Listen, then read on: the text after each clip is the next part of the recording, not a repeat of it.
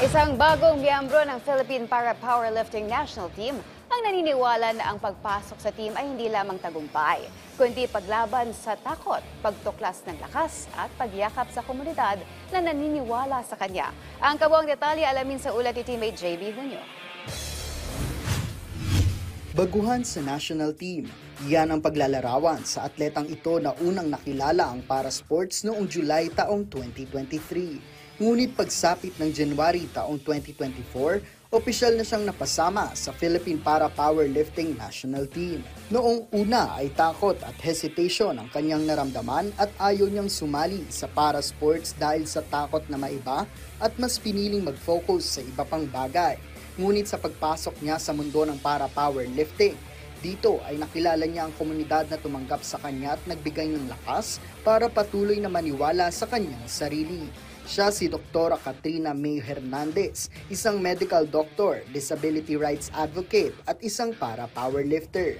At kahit bagong salta sa national team, hindi na siya baguhan sa mga kompetisyon dahil lumaban na rin siya sa multiple mixed sports kung saan kasama niya ang mga non-disabled at disabled athletes.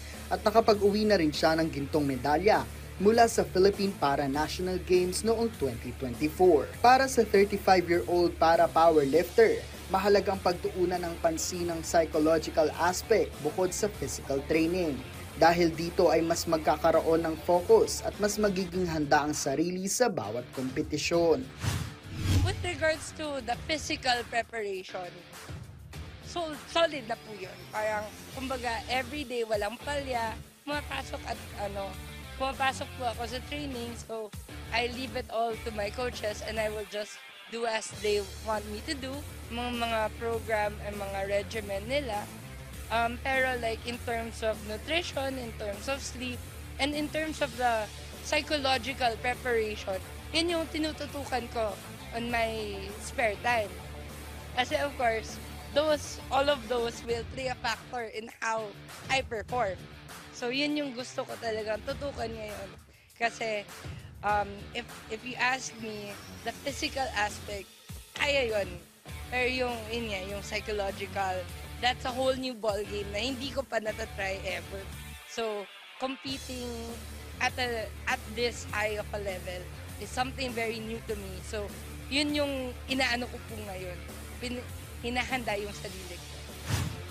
Ngayong darating na ASEAN Para Games sa susunod na taon, target niyang mahit ang 3 digits sa kanyang lift at ang international competition na ito ang magiging daan sa 2026 Asian Para Games sa Japan at unang hakbang sa kanyang target na mag-qualify sa Los Angeles 2028 Paralympics. As of the moment, I just really, because this is the first competition, my first ever competition, and it's the first competition to the pathway to LA 2028. Alam mo yan, parang I am just really going to try to do my best. I'm gonna try to do my best and stay in the pathway for as long as I can. So, after LA, the next would be the Asian Para Games.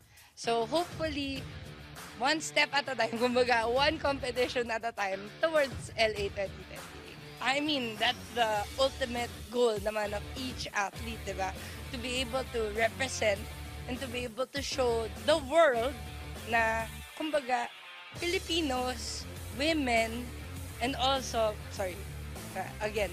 Filipinos, men and women from the Philippines, regardless of disability, kumbaga, kaya namin sumabay in the world stage. Kaya namin to represent and to show everyone na, hey, we're here to compete with you guys.